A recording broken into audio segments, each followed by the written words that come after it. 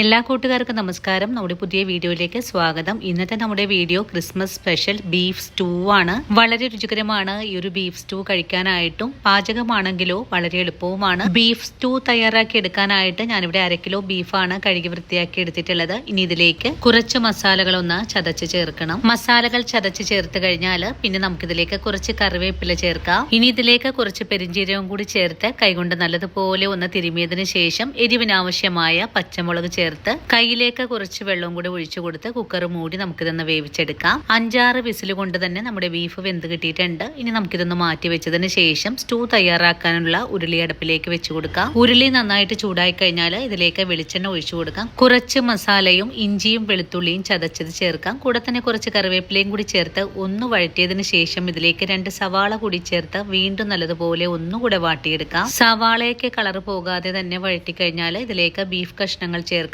കൂടെ തന്നെ ക്യാരറ്റും ഉരുളക്കിഴങ്ങും കൂടി ചേർത്ത് ഒന്നുകൂടി ഇളക്കി മൂടി വെച്ച് തന്നെ വേവിച്ചെടുക്കാം. കഷ്ണങ്ങളൊക്കെ നല്ലതുപോലെ വെന്ത് കഴിഞ്ഞാൽ ഇതിലേക്ക് 2-ാം പാലും കൂടി ചേർത്ത് നല്ലതുപോലെ ഒന്നുകൂടി ഇളക്കി മൂടി വെച്ച് കൊടുക്കാം. 2-ാം പാലിൽ കിടന്ന കഷ്ണങ്ങൾ ഒന്നുകൂടെ വേവായി കഴിഞ്ഞാൽ പിന്നെ നമുക്ക് ഇതിലേക്ക് 1-ാം പാലാണ് ചേർത്ത് കൊടുക്കേണ്ടത്. 1-ാം പാലും കൂടി ചേർത്ത് ബീഫ് സ്റ്റൂ തിളപ്പിക്കാതെ ചൂടാക്കി താഴേക്ക് ഇറക്കി വെച്ച് കൊടുക്കാം. ഇനി ഇതിലേക്ക് ഒരു താളിപ്പ് ചെയ്തെടുക്കണം. ഇതിനായിട്ടൊരു താളിപ്പ് ചട്ടിയിലേക്ക് ചൂടായി വരുമ്പോഴേക്കും നെയ്യ് ഒഴിച്ചു കൊടുക്കാം. നെയ്യ് ചൂടായി വന്നാൽ കാഷ്യൂസും റൈസിൻസും കുറച്ച് കറിവേപ്പിലയും കൂടി ചേർത്ത് ഒന്ന് മൂപ്പിച്ചെടുത്തതിന് ശേഷം ബീഫ് സ്റ്റൂവിലേക്ക് ചേർക്കാം. വീഡിയോ കാണുമ്പോൾ നിങ്ങൾക്ക് ഇഷ്ടപ്പെടുവാണെങ്കിൽ ഫുൾ വീഡിയോ കണ്ട് ട്രൈ ചെയ്ത് നോക്കാൻ മറക്കല്ലേ. അപ്പോൾ ഇത്രയേ ഉള്ളൂ ബീഫ് സ്റ്റൂ തയ്യാറാക്കി എടുക്കാനായിട്ട്.